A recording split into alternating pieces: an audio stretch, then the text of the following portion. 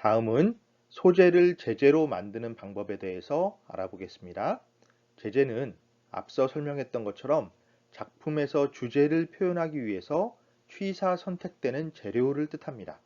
바로 그것을 이용해서 구체적인 이야기를 만드는 방법에 대해 살펴보겠습니다. 마찬가지로 기본 개념부터 알아봅시다. 마이스토리 만들기에서 스토리텔링이란 사건을 통해 인물을 표현하는 것을 뜻합니다. 다만 여기에서 인물이 나 자신을 의미하죠. 기본은 다음과 같습니다. 앞서 살핀 이야기의 3요소, 주제, 구성, 스타일 중에서 구성과 관련된 부분입니다. 우리가 잘 알고 있는 것처럼 구성은 다시 인물, 사건, 배경으로 나뉩니다. 여기에 맞춰 마이스토리 만들기를 전개하면 이렇게 됩니다. 우선 배경, 배경은 사건이 일어나는 상황입니다. 다음은 사건, 앞서 제시한 상황 속에서 내가 하는 행동이에요. 일반적인 취업용 자기소개서 방식으로 말하자면 자신이 일을 잘한다는 점을 강조해야 하겠지요. 그러니 어떠한 행동을 통해서 일을 완수했다라고 설명해야 할 겁니다. 자, 그런데 여기에서 아까 설명했던 이야기의 재미를 떠올려 보세요. 어떤 이야기가 재밌다고 했습니까? 네, 맞습니다. 실패와 시련이 있는 이야기가 재미있다고 했습니다. 그러니 이런 문구를 넣으면 더 효과적이겠죠? 이러저러한 장애를 극복하고 또는 블라블라블라한 이유로. 자, 마지막으로 인물입니다. 결론적으로 내가 어떤 사람이라는 것을 보여줘야 돼요. 그러므로 나는 이런 일을 할 수 있는 사람이라는 것을 밝히라는 말입니다. 자, 이것을 사회 초년생과 사회 경험자로 나누어서 더 자세하게 살펴보겠습니다. 먼저 사회 초년생을 위한 조언입니다.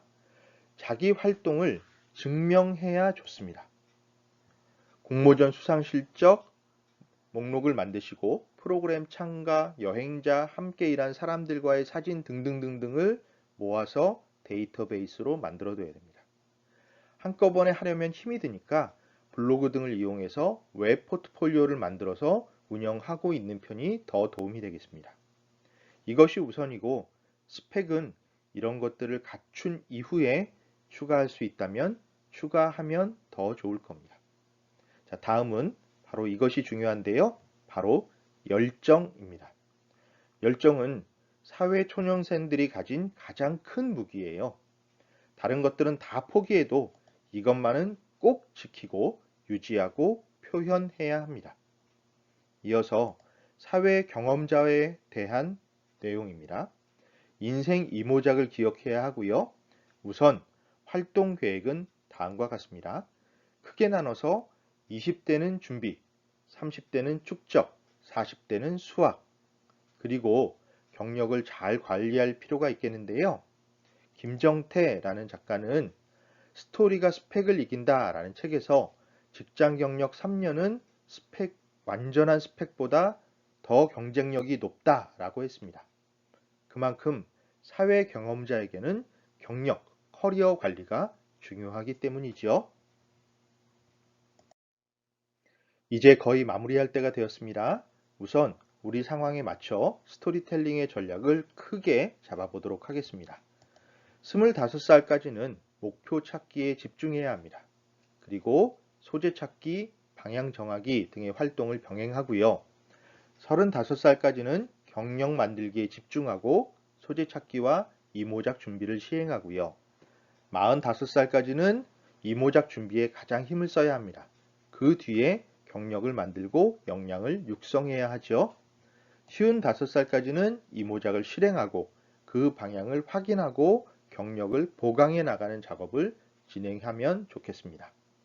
자, 이런 맥락에서 우리는 모두 스토리텔러가 되어야 됩니다.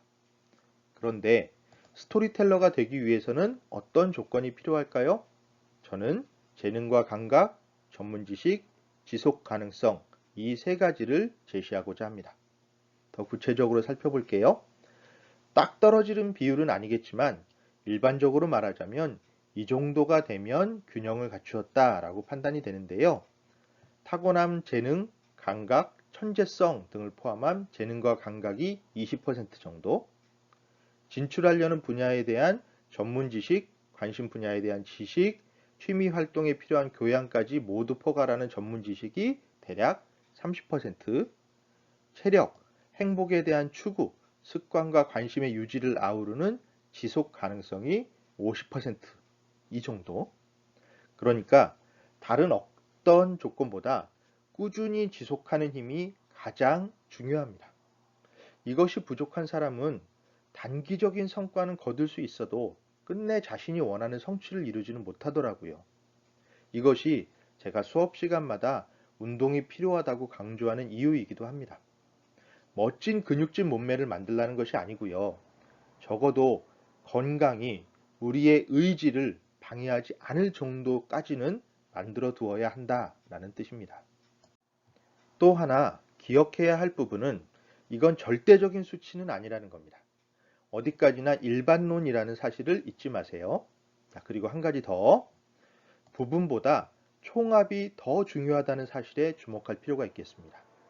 그러니까 재능이나 감각이 아주 높은 사람이 40%를 가지고 있고 지식을 거의 갖추지 못해서 10%, 하지만 꾸준히 하는 지속 가능성이 강해서 50%, 이렇게 되어도 스토리텔러가 될 수 있고요. 반면 재능과 감각은 다소 부족해서 한 10% 정도에 불과하지만 지식을 많이 익혀서 40%, 역시 지속 가능성이 강해서 50%, 이런 경우라도 스토리텔러가 될 수 있다라는 뜻입니다. 이렇게 부분보다 총합이 훨씬 더 중요해요. 하지만 세 영역 중에서 어느 하나라도 10% 이하면 이야기꾼이 되기는 좀 어렵습니다. 그러니까 실제 가능한 범위는 10%에서 70% 정도 사이가 되겠지요. 그리고 이러한 비율이 스타일, 곧 작가의 개성을 결정하는 요인이 됩니다. 이것에 대해서는 다음 시간에 더 자세하게 살펴보도록 하겠습니다. 자, 수고 많이 하셨습니다. 다음 시간에는 이야기 만들기의 남은 부분인 개성의 확보에 대해서 공부하겠습니다. 이어서 우리가 인생 목표를 달성하는 것을 방해하는 장애물의 정체와 극복 방법을 살펴볼게요. 마지막으로 구체적인 준비 방법에 대해 알아보도록 하겠습니다. 마무리하기 전에 우리 공부의 모토를 다시 이야기하겠습니다. 청년 세대가 참으로 어려운 상황에 놓여 있다는 사실은 잘 알고 있습니다. 그러니까 혼자 고민하지 말아요. 저와 함께, 교수님들과 함께, 우리 함께 고민합시다. 우리에게는 아직 시간이 남아있고 문제를 극복할 수 있는 열정도 있습니다. 함께 힘을 모으면, 그래서 열심히 노력하면 분명히 길을 찾을 수 있다라고 저는 믿습니다. 그럼 다음 시간에 또 만납시다. 감사합니다.